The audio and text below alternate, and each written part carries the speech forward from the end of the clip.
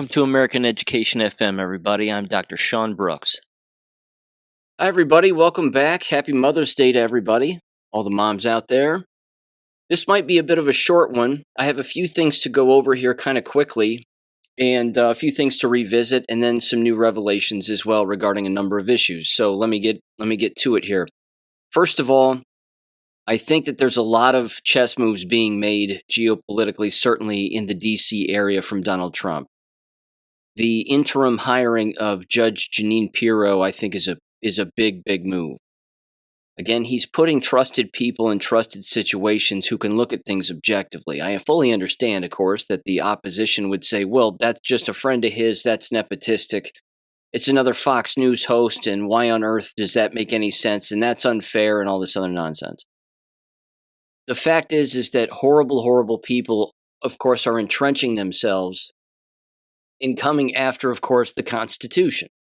They're not even coming after Donald Trump. They're just coming after America because these people are communists.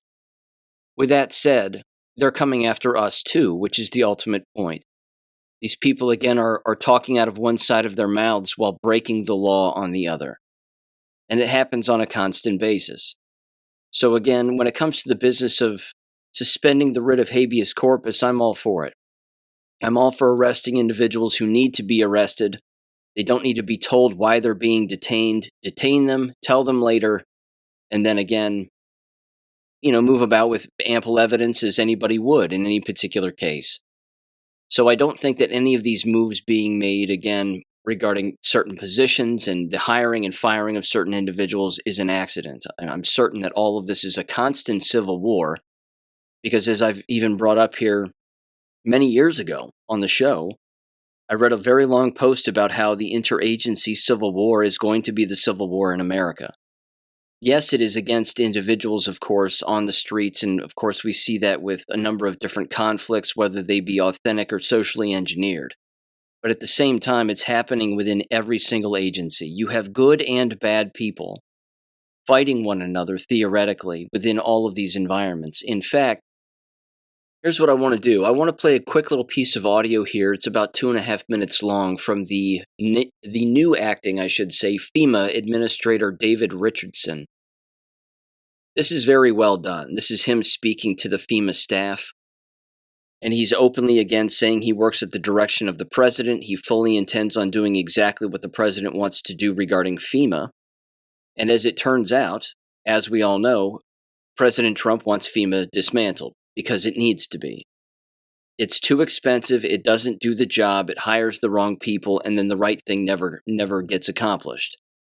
Even Kristi Noem, again, testified about that last week, on the record in front of Congress, openly saying that there are endless cases still having to do with Hurricane Katrina that are still wide open, and certainly investigations and money that is to be owed by FEMA that has not been owed, dating back that far. But again, listen to David Richardson here, because he's 100% accurate when it comes to, again, these kinds of organizations. He knows the percentage breakdowns of who works within these environments. Keep in mind, school environments are the exact same way. You have a percentage of school employees, again, who entrench themselves, dig in like ticks, and attempt to undermine certain individuals when they get brought in to basically change things. Even if changing them for the better involves getting rid of the riffraff. But he's 100% right in his staff description here. So give him a listen in 3, 2, 1. In FEMA, not in DHS or the U.S. government writ large, but within FEMA.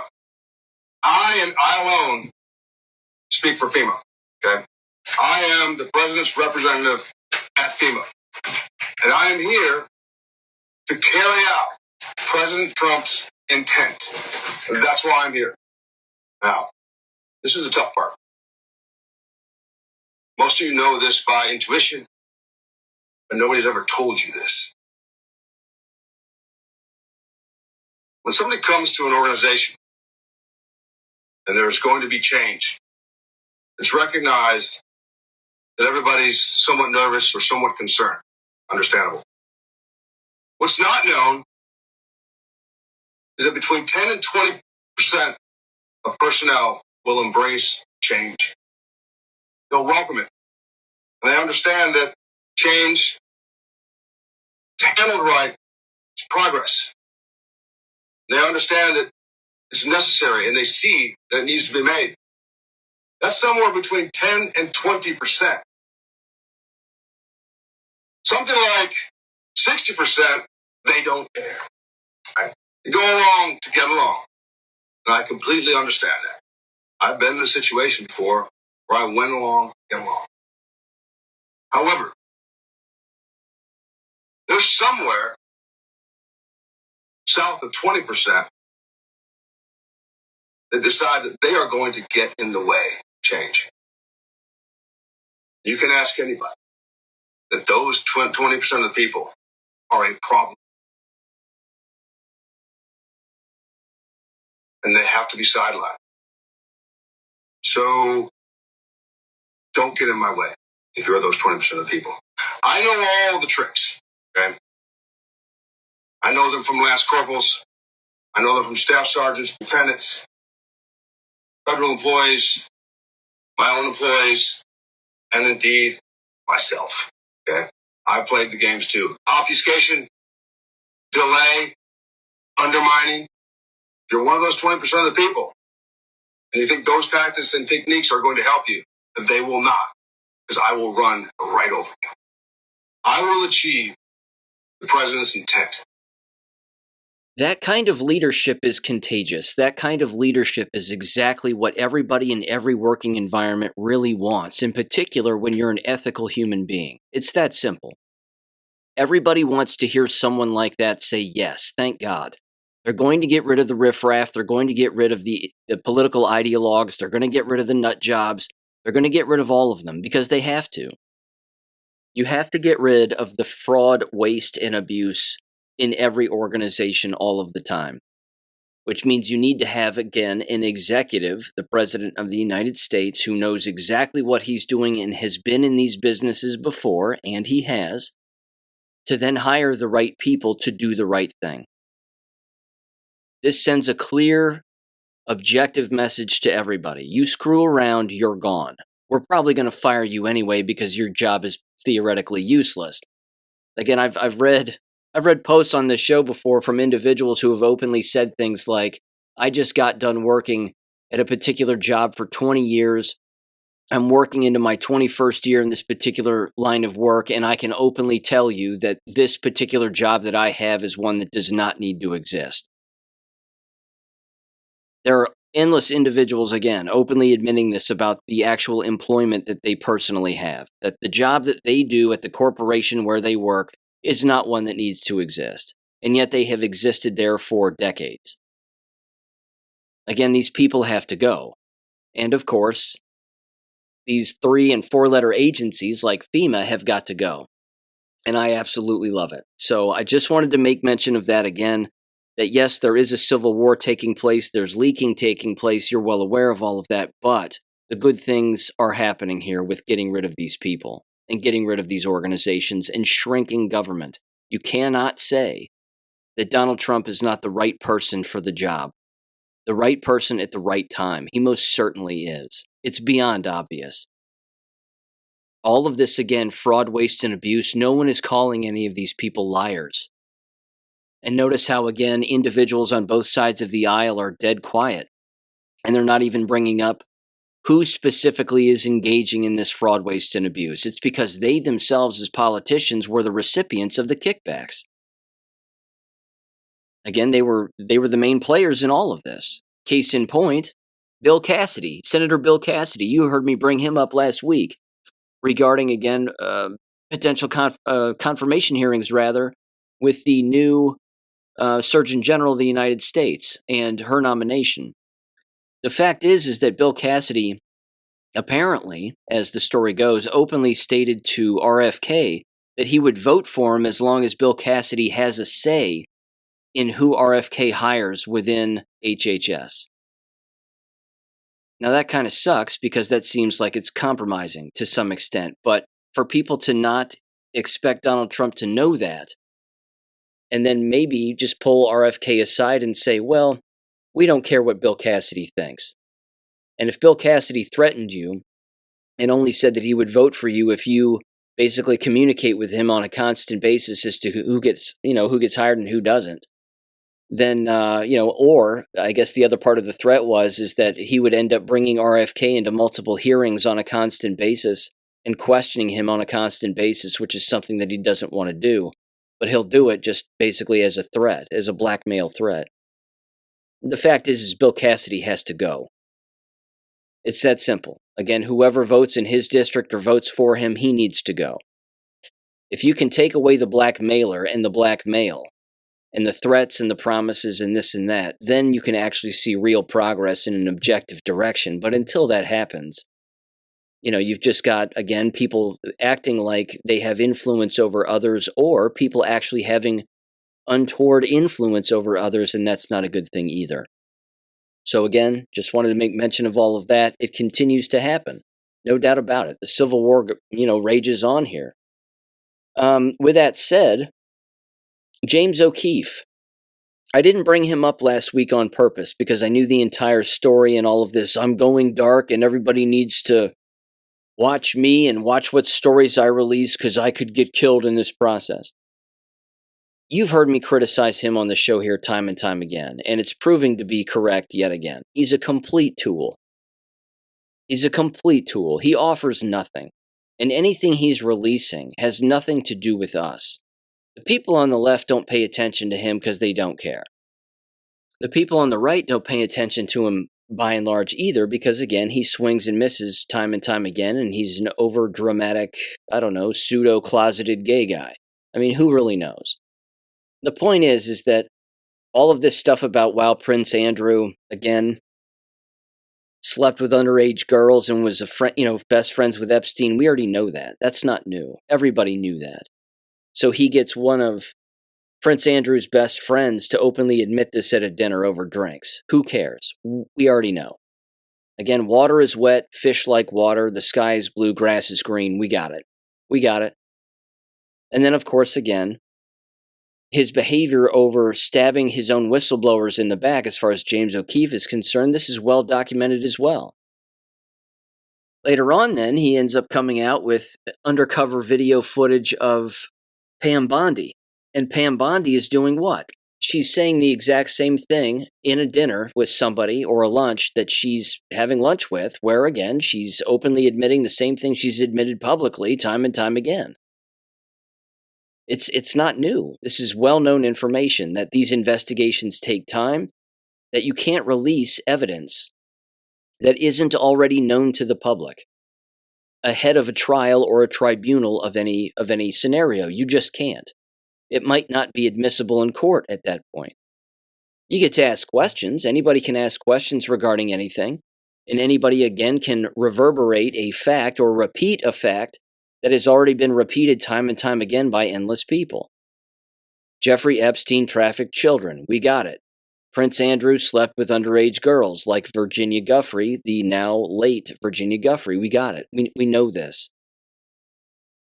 But again, James O'Keefe is now doing what? He's turning his cameras against members of the Trump administration and then trying to spin it to make it look like they're openly talking about this and we're verifying that they know about this and it's somehow sneaky or something.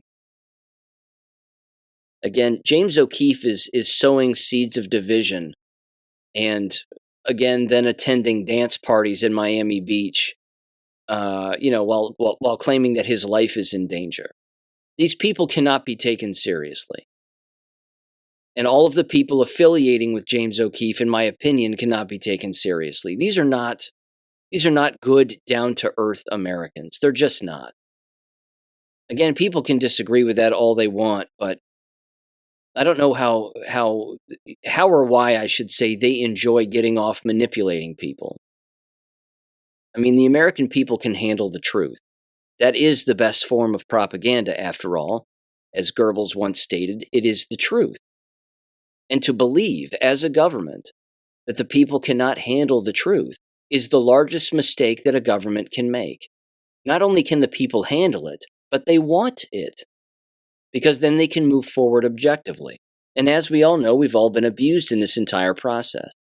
Every single one of us, not a single person could escape the abuse that actually came down on top of them as a result of government over the last God knows how many years, as long as we've been alive, theoretically.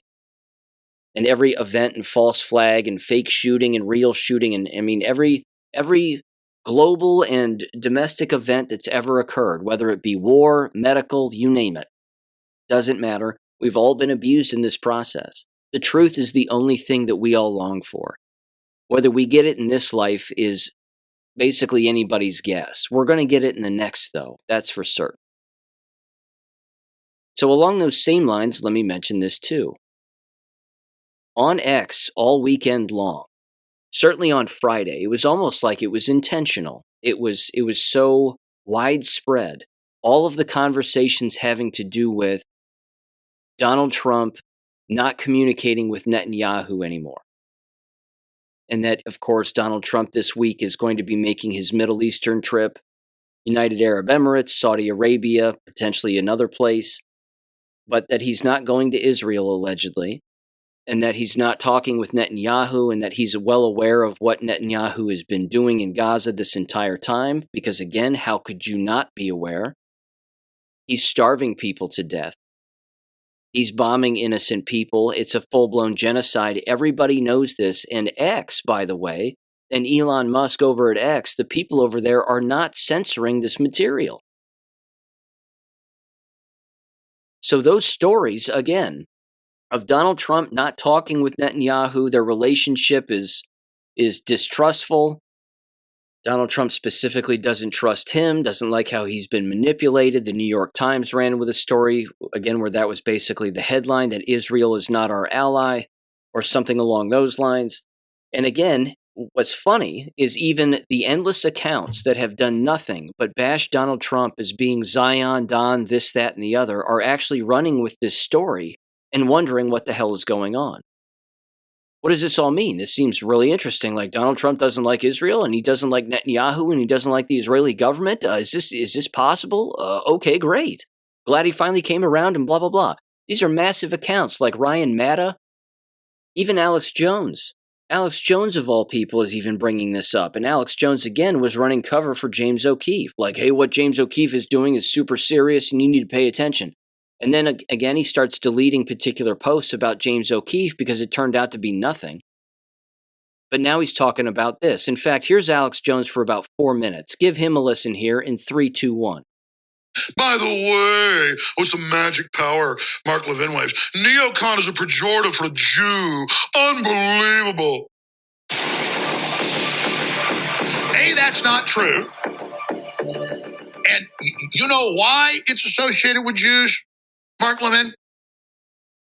Because I've been covering this since around the time the neocons had that name. Been around about 30 years. So I knew about neocons 30 years ago because they were the well-known Trotskyites that became Republicans to take over the Republican Party and turn it into a globalist crap hole. And half of them, at least, were Jews. And so people were not attacking the neocon movement because they were, people had Dick Cheney in it, Donald Rumsfeld, the tops of it. But about half of them, or a little more, were Jewish.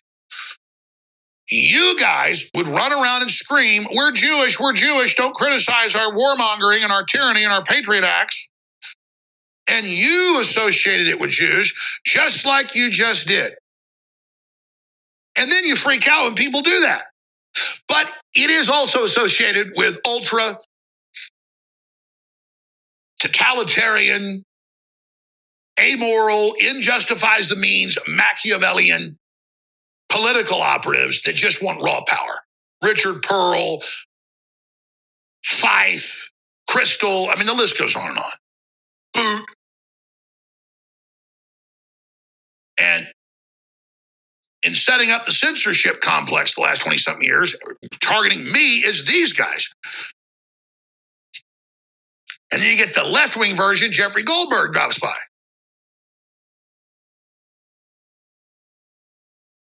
Scared, shaking by the end of the conversation. What scared you so bad, buddy? That the regular little people could sometimes figure things out and know more than you know? Is that what scares you? And you could know all this too.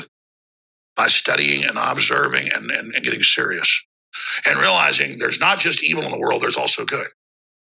See, people overhype the power of evil. And so it gets all this power because people don't believe there's any good, so they don't stand up and they don't ever think they can study it and resist it. And what could they do? I'm going to stop it there. He's right. I mean, he has a very good point. You know, when Q in the Q post brought up the things like you're witnessing the systematic destruction of the old guard, and you look up that phrase on the Q boards and you read the post having to do with that, that's exactly what this was talking about. It was talking about multiple levels of a systematic old guard. It wasn't just, you're not going to watch CNN anymore. It wasn't just, you're not going to go to sports ball games anymore. It's not, you're not just going to stop watching movies or wasting your time on this, that, or the other. All of that was a part of it and part of the waking up process, and all of that certainly matters. But it's deeper even more than that. We're going to be getting rid of individuals who are holding on to their own belief system because the beliefs and the knowledge, more importantly, among the populace is going to surpass that of these individuals like the Mark Levins of the world. Because again, Mark Levin thinks like he's the final boss in a Jew video game or something like that. That, you work your way through all these different individuals and then there's Mark Levin and, you have to defeat him in order to get to the next level. But he's a pseudo-intellectual and he happens to be Jewish, so there's no defeating him because ultimately his superpower is he just calls you an anti-Semite and then he runs in the other direction. Which is quite literally what he has done in public. When he's approached in airports by individuals, asking him objective questions about Israel's role in 9/11, the USS Liberty, every false flag that's ever existed, NGOs, influence, education, you name it. He goes, "Oh, you must be an anti-Semite," and then that's it. Then his wife grabs his arm and pulls him a little harder. "Mark, let's just leave them alone," and then off they go. That's not. I mean, there's no thinking there. There's just no thinking there, and this is exactly what we're seeing. We're watching individuals wake up to the Mark Levins of the world, the James O'Keefes of the world. And somebody on the left hearing me would say, well, you sound like you're on the left. No, I'm far advanced than people who are even on the right. And so are you. That's why you listen to this show. That's why you can see through it. So again, not to sound like Alex Jones myself here. I certainly don't want to do that. But you've heard me bring up and even play the audio here again of Donald Trump disagreeing with Netanyahu on everything, that he's disappointed in Netanyahu, that he doesn't like him.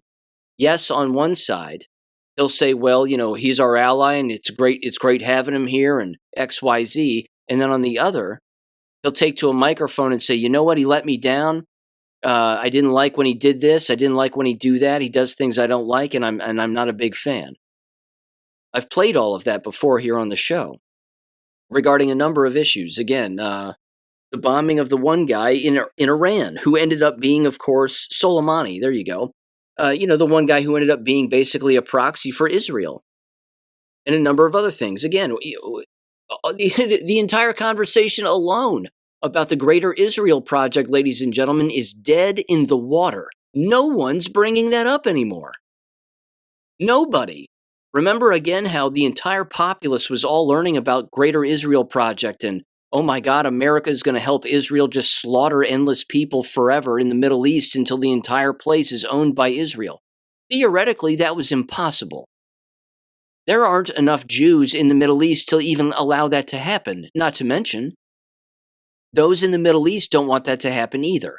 I'm not saying I support those in the Middle East. I clearly don't. I support the Christians who are just trying to, go along to get along. And they're, of course, being genocided as well, which is awful. But the point is that you can't have this much evidence out there in the populace, on social media, the videos, the audio, the news stories, you name it. Not what Fox News is telling anybody or showing anybody. Because they don't run anything. They're not in charge. They're running cover for the enemy, and they always do. All you have to do is watch 30 minutes to an hour of the bland news reporting that they do on Fox News channels, certainly on the weekends. and you'll get a full taste of what the CIA is up to. And it's disgusting. But there are too many people that are awake. There are too many people that are knowledgeable. And I love it because there's no escaping it. You just become more awake. You become more fine-tuned as to what's actually happening in the world. And the evidence is overwhelming that to ignore it, an individual would be showing you that they are your enemy. People were even making excuses and saying something like this. They were saying, so I wonder if the reason that Donald Trump is taking this view all of the sudden, which is what they actually believe, even though he's had this view for a very long time, if not forever, since his first term, is that they would say something like, they would say something very superficial like, well, I wonder if Melania, being a Christian, finally got into his ear and said, hey, they need to stop killing all those innocent people over there, including the children. I don't think Melania Trump specifically had any influence in the situation necessarily whatsoever because she's just as knowledgeable as he is on the subject. They both know what's going on. You can't escape it. It's everywhere. Not to mention, he's the president of the United States. Why would he not know? It's all over again, social media, and like I said, there's no avoiding it. So the more we talk about it, the more it gets brought up. Yeah, this moves the needle, but not necessarily among the knowledgeable who are in charge of this military operation. They know what's going on. It's more for the people out here, like us, to not have any fear in talking about the truth and sharing it with people no matter what. Again, watching these accounts on X over the weekend, just briefly, in the small amount of time that I was doing it. In fact, I'll tell you, I did it in the evening on Saturday. I was just scrolling through X and I'm going, wow, look at all these accounts that are all of a sudden turning around and wondering why this narrative is out there that Donald Trump doesn't get along with Netanyahu. It's not new. It's as old as the day is long, if not older than that. This is years and years and years and years old. Anybody, again, reading the Q post would have learned that. You would have known that Israel is the problem, that communism is the problem. And who created communism? We know. And that's the answer. But it dates back even to 2017, 2018. Yes, it dates back to 9/11 and USS Liberty and the Kennedy assassinations and all of it. All of these dots connect and they're all on top of each other. That's the cool part about all of this that is so unavoidable for people. But they need somebody to blame all the time.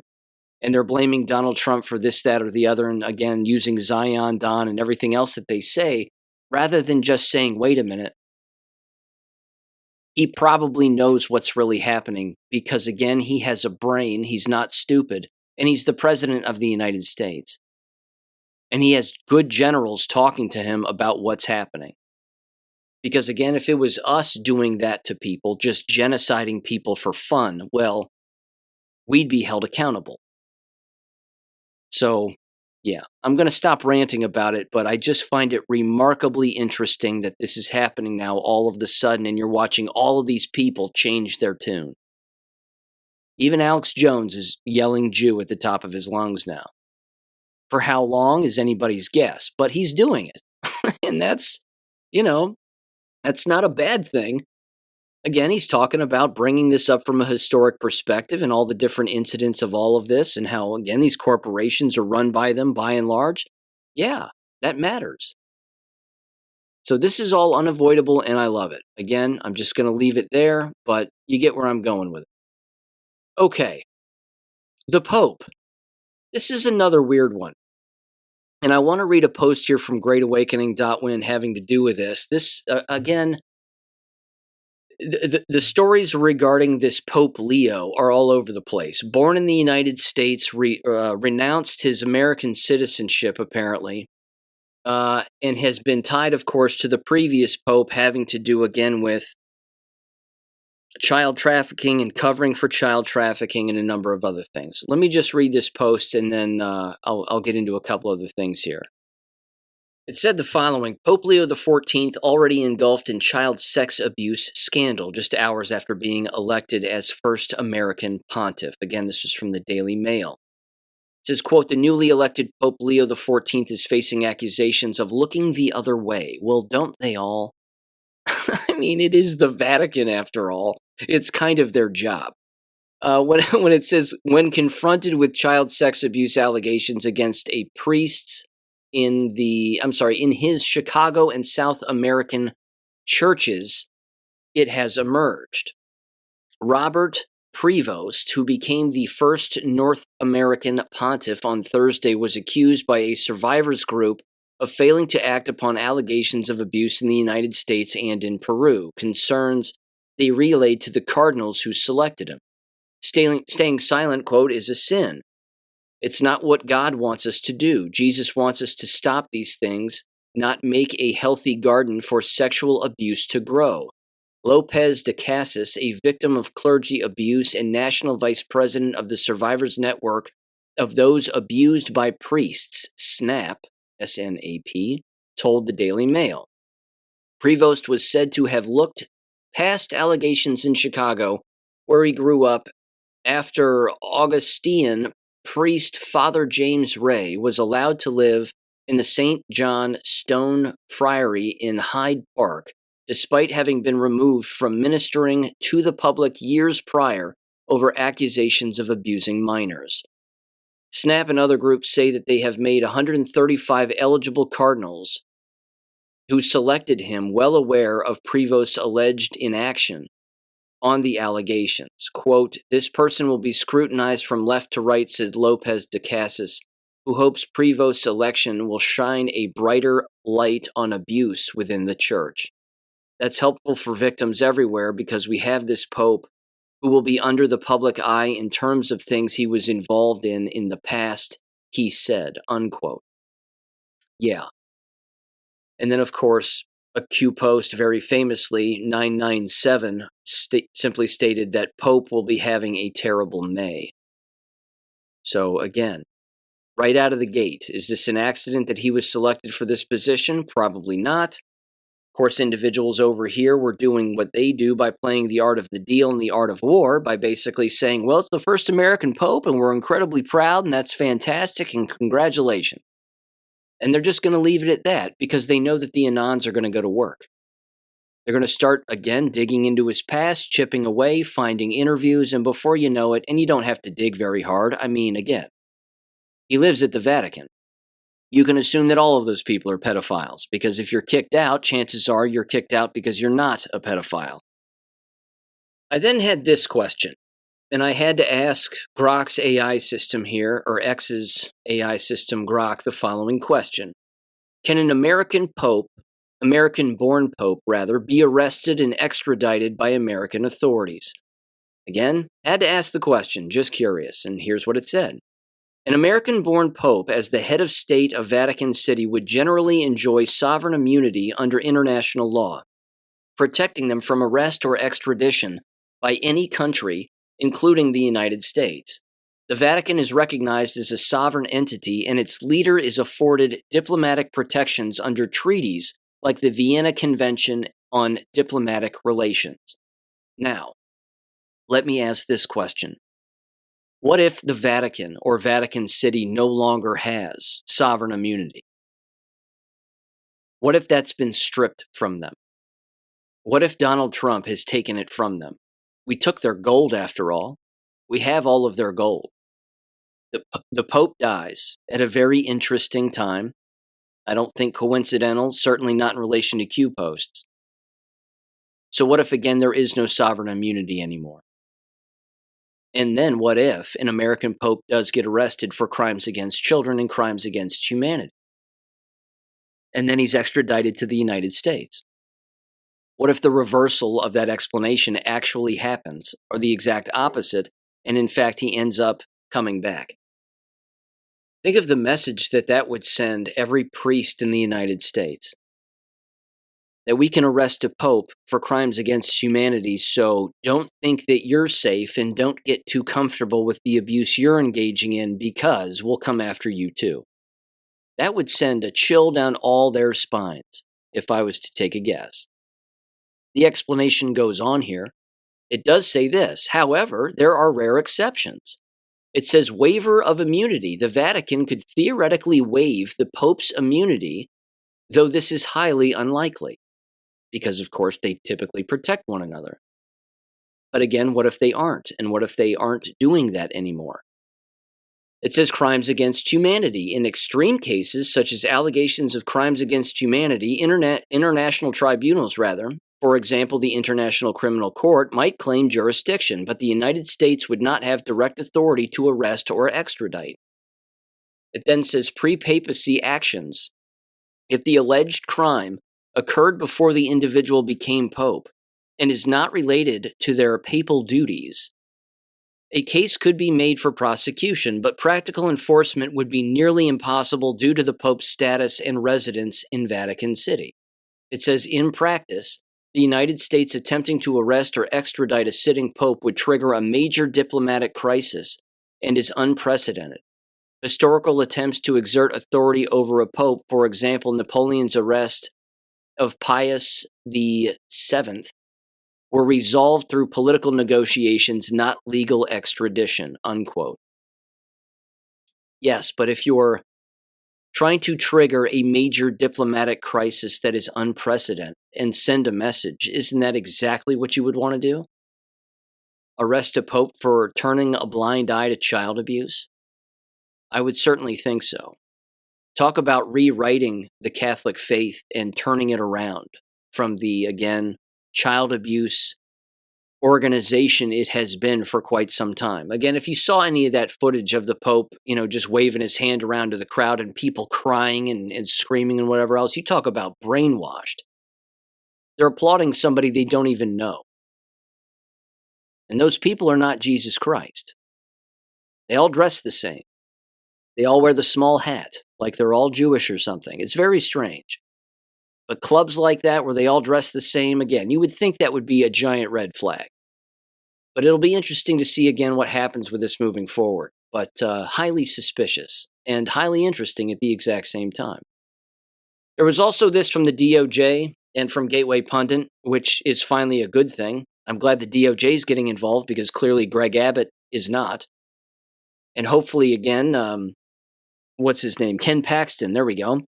That Ken Paxton can have a better job in Texas, maybe even governor at some point. I think him being a senator in Washington, D.C., he might get lost. But becoming governor of Texas, I think, would be a fantastic move for him, if that were even possible, given all the corruption in Texas. But either way, this was from the Gateway Pundit, and it was titled, DOJ launches investigation into planned Sharia city with mega mosque and Sharia-compliant schools near Dallas. This again, it says last month, Governor Greg Abbott launched a campaign against a planned Islamic megacity outside Dallas. So he got a little involved, apparently. It says the East Plano Islamic Center, via its affiliate Community Capital Partners, is seeking to construct a 1,000-home settlement around 40 minutes from Dallas. The Sharia city would come complete with a mega mosque, Sharia-adherent Muslim schools, community college, and sporting facilities. Yeah, the answer is no on that. On top of that, I think this is kind of interesting as well, and certainly worth mentioning. I saw a clip of a gal who is Iranian, and she is American and an American citizen, and she has assimilated to America very well, basically almost like a redneck version of an Iranian, so to speak, older gal. And she was openly talking about, again, this buildup of Muslims in America. And she openly stated that they will not quit, that this will continue. This will get bigger. This will get worse, that their directions come from Allah, so to speak, and that it's not going to temper itself in any way unless, of course, authorities get involved and shut them down and even send them back if they violate the law, assuming that some of them are illegal. And then, of course, if they aren't, then they can just be imprisoned because, again, if they've broken the law, then yeah, send them to jail. But this business of them expanding and taking Middle Eastern money and moving it over here to expand their own, whatever you want to call it, she openly said again that having been raised around it and raised by it when she was younger, that they will not quit.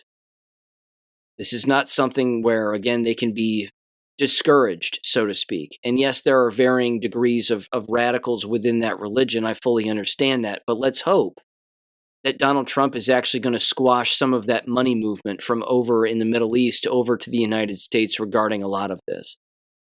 Because the only way, again, you would think anyway, that something like that could be constructed in a state in the United States is if it has foreign money. And it's not even to say that it would be Middle Eastern money from a Muslim standpoint. Who's to say that it's not BlackRock or Jews? Probably could be. They certainly would like to sow the seeds of division even more than they already have because that's their MO. That's what they do. So again, time will tell with all of this, but that again is an interesting development, and thank God the DOJ is actually getting involved for once. That's good.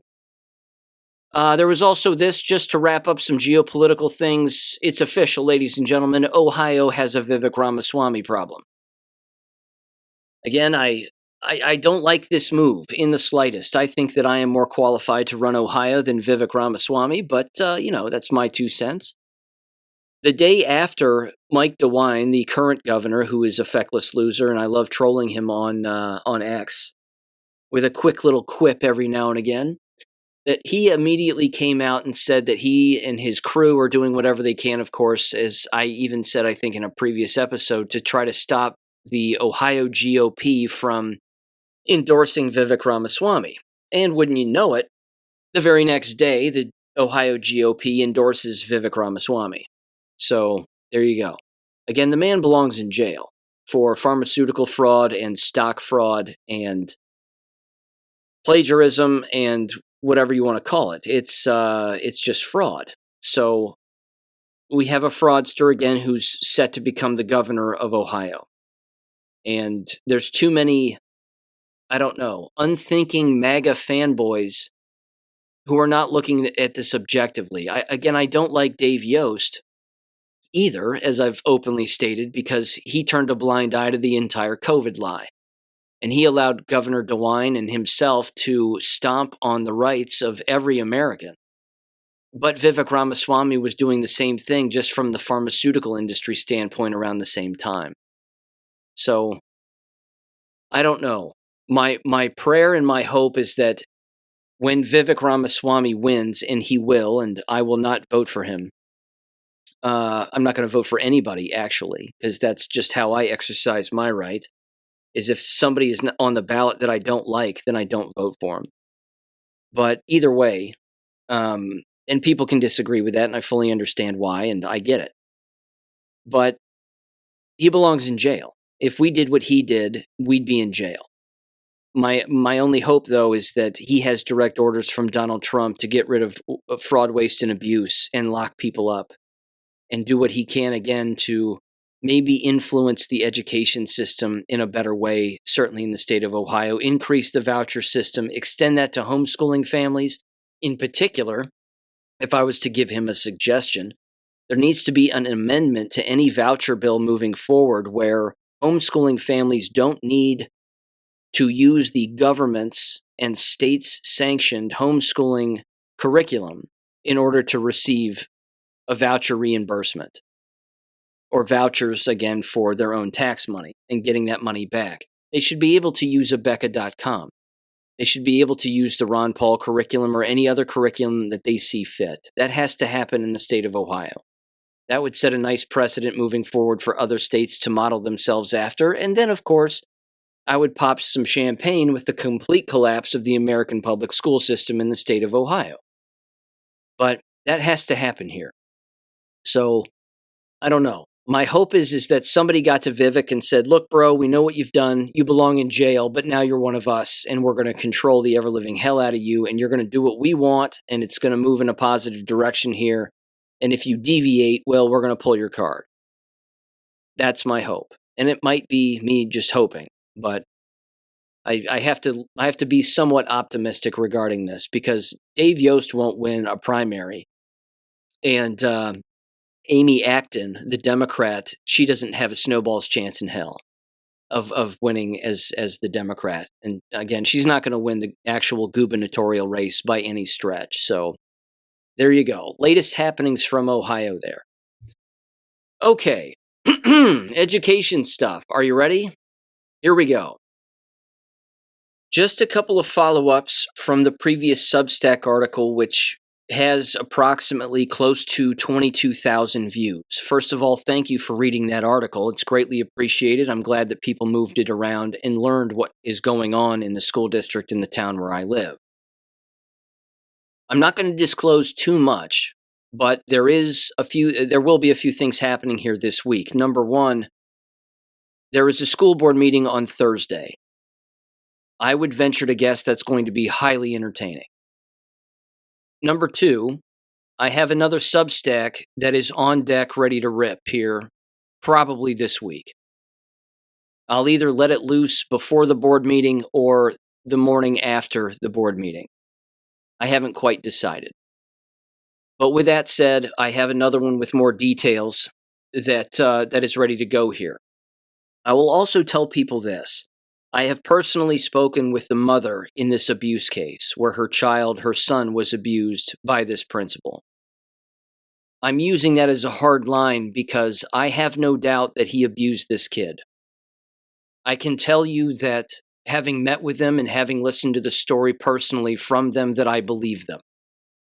I'm telling you this, again, as an individual who has quite literally been in and around the entire education business, and individuals who have been in the right of this education business and on the conservative moral side of things my entire life, specifically referencing my parents as well. On top of that, my own career, my own research, the books and literature and the publications that I have written as well, and of course, throughout my time as an educator, talking with abused parents, talking with abused children, and managing all of that as best to my ability as I possibly can, having spoken face-to-face with this parent and their child, I have no doubt that this happened to her son.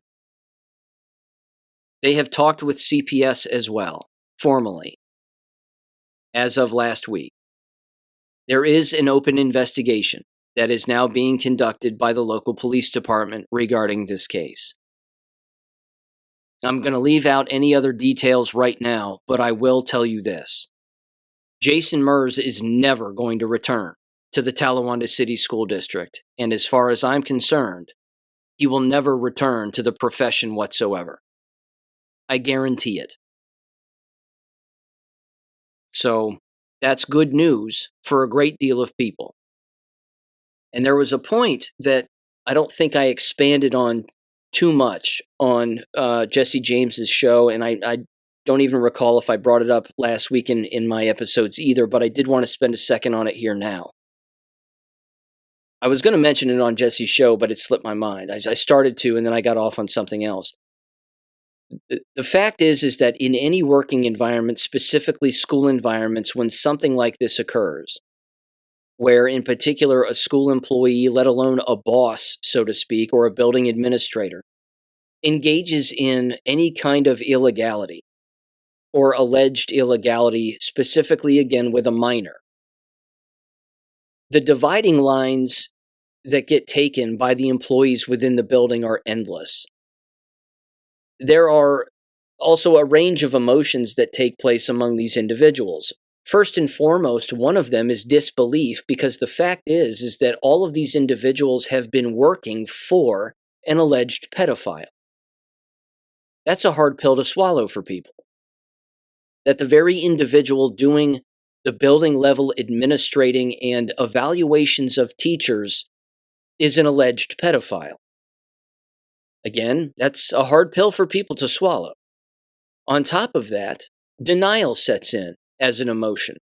And basically, all of the emotions associated with grief, anger, denial, you name it. You can run through the list. But then there are also a group of people, much like you heard the FEMA director openly say, that there's 10 to 20% of the building that knows exactly what's going on, never liked the person, had a bad feeling about the person, and loves the fact that this individual got caught, finally.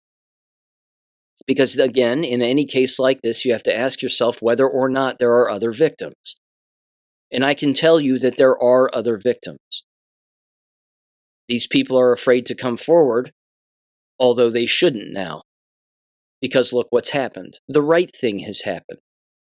And now they have an opportunity to right a wrong with their own participation, with them telling a factual story of what actually occurred, based on, again, their own perceptions or their child's perception. So the parent who came forward and the child who came forward, these are very courageous and excellent people. Again, I've met with them. I've talked with them. They do not have a lying style. Not in the slightest. And when a person sits down and listens to a child describe this, it's heartbreaking. And when they sit down and they listen to a parent describe this, it's heartbreaking. And it's detailed. Because again, a lot of children are very detail-oriented. And again, parents, when they're listening to their children, are picking up on said details. And then if that story doesn't change, and it hasn't changed, that's remarkably damning for those, again, that are being accused of such things. Now, everybody deserves their day in court, and I fully understand that, and everybody deserves due process. I fully understand that. Here's the advantage that I have in the position that I'm in. I'm not compromising any investigation.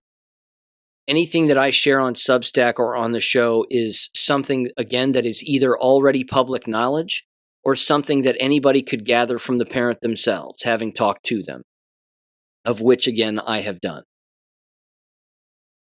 So I'm not compromising anything by bringing this up. I am also, though, very careful to fully understand the legal process of this entire thing, and I know that this has to ultimately come out in court, and it will. CPS cannot take an hour-plus long interview with a minor where they suspect wrongdoing or know of wrongdoing and believe wrongdoing and have that, of course, not make its way into a court of law where someone is convicted and charged with something. That's going to happen. That's an inevitability at this point. But I also want people to understand the importance of exposing this and that you have to expose these kinds of things. Again, the local rag newspaper in the town where I live won't say a word about any of this. They're not going to reach out to anybody for comment because they're deathly afraid. Why? Because they've been running cover for the school for a very long time. The only article that they ran in their local newspaper, like I brought up earlier last week, is they openly basically revisited some of the old employees within the last year that have been removed from their particular positions or were in fact reinstated, like Danielle Mann, for example. But see, this is where the local rag newspaper and the people who write for it and work for it have no idea that there's people like us out here who can actually do their job better than they can. They hate it. And I'm 100% fine with it. Again, Sean Scott, the editor of the local newspaper, has reached out to me, I think, at least twice, and I never respond, and I'll never talk to him. He's beneath me. He just is. There's no reason to ever talk to him. He's incapable of being objective, which means he's not a journalist. And like I said on Jesse's show, and I've brought it up here, there's a school administrator, a school employee, the person who happens to be in charge of student services is on the board of directors for that newspaper. That's called a conflict of interest. That's a problem. So the good news is this. The mother has plenty of help now, endless people on her side, endless people in her corner, same thing with her son. And this is going to move forward. There is an investigation taking place. There should be documents that are being acquired, hopefully, by any investigator worth their salt. I am still, of course, doing my own work on this particular case and requesting documents, and I will continue to do so as certain questions arise because, again, this is the job of anybody. This is the job of any citizen who is interested in the truth, and I am certainly interested in that. But there can be no investigation, certainly from a Title IX standpoint, that takes place within the actual district itself by district employees. A Title IX investigation has to occur on the outside, from the outside, with individuals who have no association with Talawanda City Schools.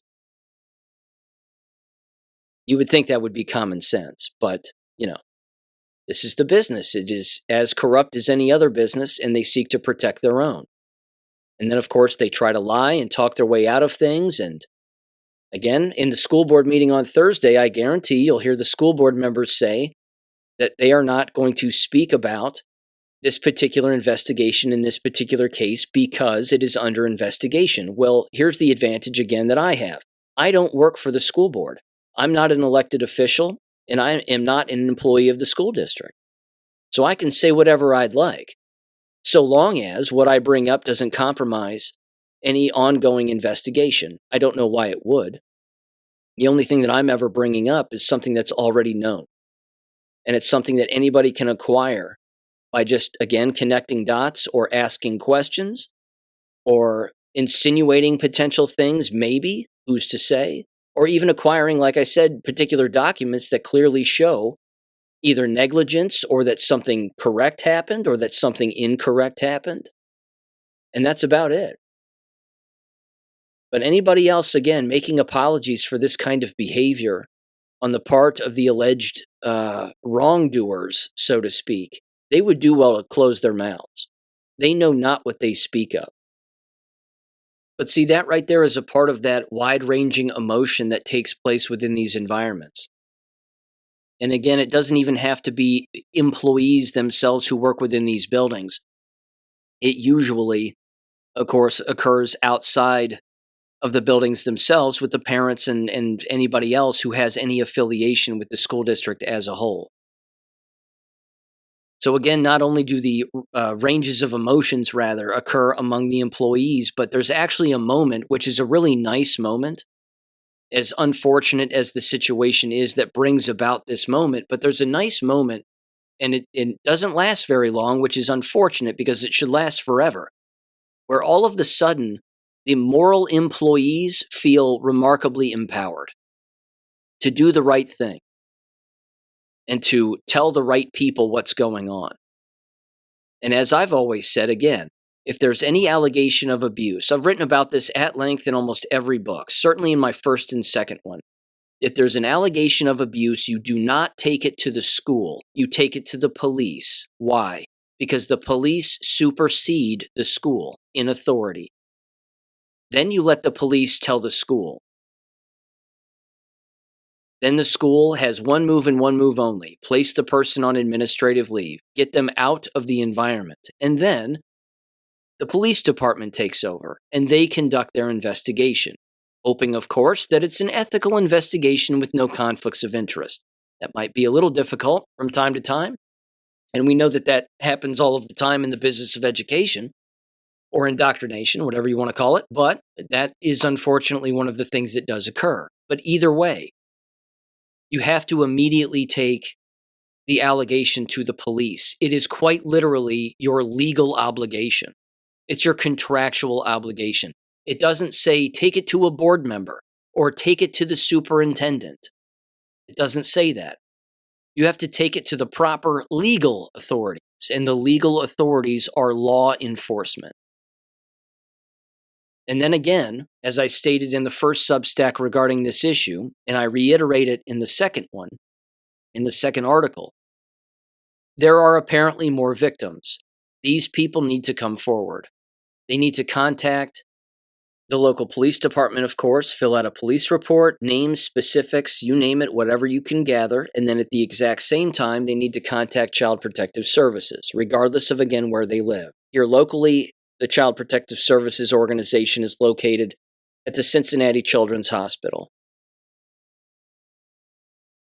But again, regarding the individuals, one more time here, who work within these environments, that feeling of being empowered, like finally the right thing is happening and good people are doing good things. Like I said, the sad part is that feeling only lasts so long because those individuals tend to be in the minority percentage of a population within a school district. The vast majority of the individuals just go along to get along, and then the very top individuals in a higher percentage, those are the individuals that have to be done away with immediately. But there's 10 to 20% of the building that wants to do the right thing all of the time. Those are the people that an organization should keep. Not to mention, again, the dividing lines that take place among those who will consistently and forever make excuses for this kind of unethical behavior and illegal behavior, and those who do not. Those dividing lines have already existed and always exist, but they just become broader as time goes on with every single individualized case. Because it all falls back on people not wanting to believe that they have been working in an environment with an alleged pedophile.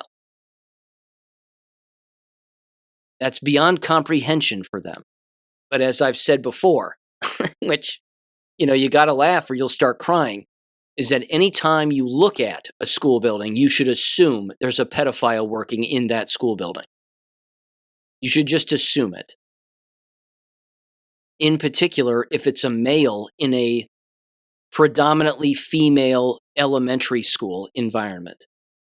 That alone is also suspicious.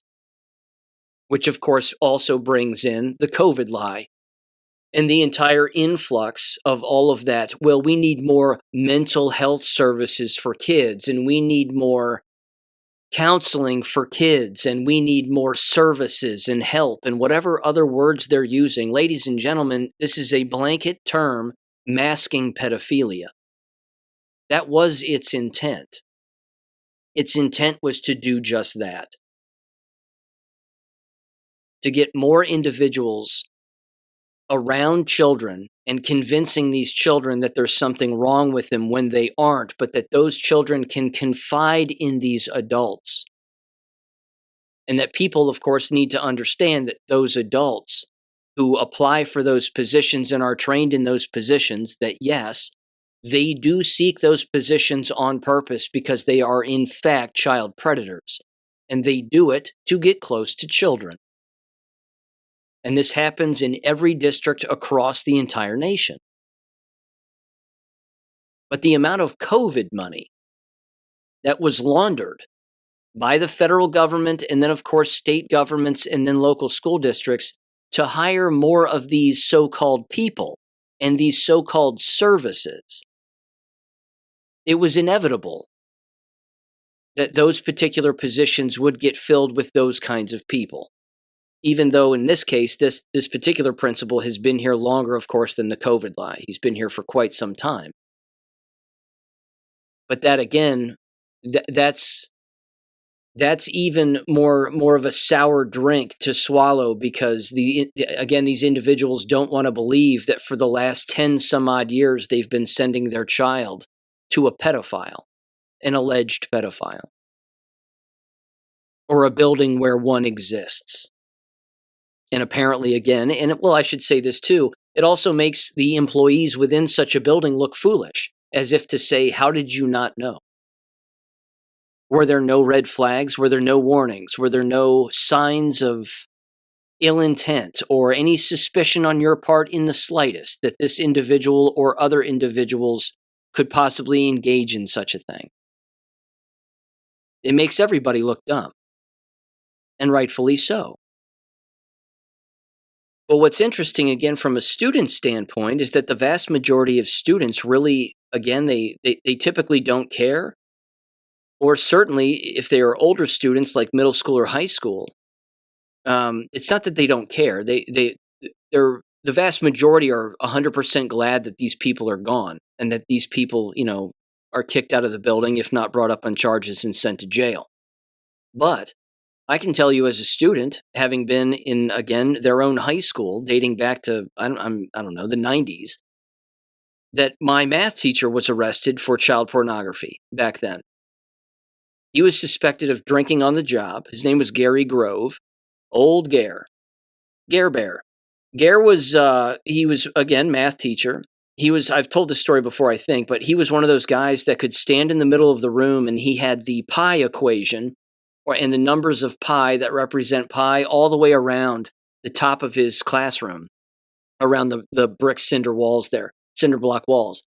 And he had them painted on there. And he would stand in the middle of the room with his eyes closed, and he had the entire pi thing memorized, which of course is an infinite number, allegedly. And he would just go around the entire room saying the whole thing. And we were supposed to somehow be impressed. I personally thought he was crazy. That's just my 2 cents. I didn't like him from the word go, but again, he apparently had a few run-ins with the principal on drinking on the job, and they allowed him to remain. Only to then, one particular evening on a weekend, find him down by a local creek with his niece and his niece's friend, both underage, and a bottle of Jack Daniel's whiskey. Cop pulls up. "What are you doing?" "Nothing." "Okay. Why is the bottle in her hand, and why is she drinking it, and why are you doing what you're doing?" And then before you know it, they get a search warrant for his house. They bust into it, and what do they find? They find the stereotypical treasure trove of VHS tapes of him having sex with minors. At least one. And then that was it. Never saw him again. Was I sad that he was gone? No. Did I make apologies or excuses as to why he was gone? No. I was like, good riddance. He smelled bad and he was weird, and can I get a real math teacher now? That was it. It was back to business as usual. But again, the school district allowed the initial drinking complaints to happen instead of getting rid of him. So what else are schools allowing people to get away with? I think we know the answer to that, and it's a great deal of things. Again, when individuals are getting caught in this business, they might be getting caught for the first time, but there are always signs. And maybe it's not the first time they've been caught. Maybe it's just the first time they've been caught publicly. And that's embarrassing for school employees as well. Because again, it makes all of their mission statements and posters on the walls and all the fun, frilly nonsense that they have all over, every bulletin board in school look like complete and utter shit. Because they're saying one thing and then they don't have the sense to pay attention to something else that's right in front of their face. Let me give you another example here. This was from New Mexico, Albuquerque. Former Albuquerque Public Schools janitor sentenced on child pornography charges. He apparently admitted to an undercover agent about abusing infants, and as a result, he's headed to prison. Thomas Abeda was arrested after someone he was chatting with on an incest-related website turned out to be an FBI agent. He was later charged with possession and distribution of child sex abuse material after investigators learned he shared thousands of files online depicting abuse. Sentenced to 11 years in federal prison this past week. Well, it's a little light of a sentence as far as I'm concerned, but again, he's away from children, which is good. Moving on here, one quick jab story. This is from the Liberty Daily. It was titled, "Spike Proteins Are Being Found in Stroke Victims' Brains Up to 17 Months After Being Vaxxed." Also on Fox News, I found this interesting. Of course, that shouldn't surprise the listeners of this show, but on Fox News, I played it in the Last War video on Saturday night. You're welcome to check that out. It was, again, I think it was Fox and Friends on Saturday morning or Sunday morning, and they had a medical researcher on there who was discussing, again, the long-term and short-term implications of the shots, and it was almost like all of a sudden they've just all woken up to this. That all of a sudden this has all just happened, and it was, initially taboo to bring up, but now that there's a study out there, so says this one person, that, there's numerous ill effects as a result of the shots. Well, now we're all allowed to talk about it. Again, this is not new. This has been happening since 2020. It's not new at all. It just continues again. The floodgates are wide open. There are already endless white papers out there. The proof is already out there. It's even Pfizer's own admission, along with these other vaccine companies. Not vaccines, bioweapons, but either way. It says a shocking new peer-reviewed study has exposed the lingering dangers of mRNA COVID-19 vaccines, revealing that spike protein, the toxic byproduct of Pfizer and Moderna's experimental shots, was found in the brains of stroke victims up to 17 months after vaccination. Published in the Journal of Clinical Neuroscience, the research examined 19 hemorrhagic stroke cases from 2023 to 2024, discovering that 43.8% of victims still had vaccine-derived spike protein lodged in their cerebral arteries, all of them women. This damning evidence shatters the CDC's fraudulent claims that mRNA vaccines remain localized and quickly degrade. Instead, the study proves that spike protein persists in the body far longer than admitted, wreaking havoc on blood vessels and triggering catastrophic heart failures. What was also interesting about the Fox News report was the doctor basically dismissed the VAIDS explanation, even though she brought up compromised immune systems, and she said, but it's not with everybody. But she dismissed the VAIDS acronym. She said that's basically just for online people. It's like, no, it isn't. Medical doctors are using the term VAIDS. And at the exact same time, she completely dismisses the turbo cancer. And she says, well, there haven't been enough studies out there to determine whether or not these fast-acting cancers are occurring among individuals who have taken these shots, but there needs to be more funding and more money and more research, and that's what needs to happen. No. The jury is in on this. There are, again, ample studies that have already taken place since 2020. Certainly since the summer of 2020, when they were first administering these to test subjects who were foolish enough to be a test subject. But the jury is in on this. It's just very interesting watching all of these people have to deal with the truth when it probably at one point throughout this entire lie, they were perpetuating that lie, if not taking it themselves. I mean, again, imagine a medical doctor now on Fox News, the same channel that was pushing the shots, where you had hosts openly admitting that they were taking the shots and that, you should get your kids vaccinated too because it'll make you feel better, so said Ainsley Earhart. That all of the sudden, you now have a medical doctor on there saying, yes, this is happening to patients who took the shots, but it's not all of them, but yes, it's still happening. Imagine the chill that must run down their spines.